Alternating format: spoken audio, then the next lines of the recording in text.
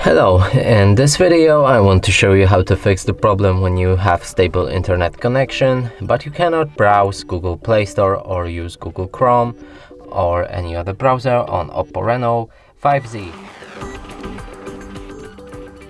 So let's try downloading some apps on Google Play Store, but as you can see there's an error. If we move to Google Chrome and try to reach any website, there'll be the same problem. There's an error. To fix this, we'll need to open up our settings. Here, go for additional settings, date and time, and set time automatically.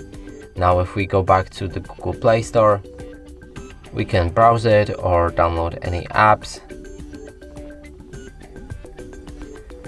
And the same goes with Google Chrome. Now if we open it and reload the page, works fine. And that's it for this video. Hope you like it. Please consider subscribing to our channel, leave a like and a comment below.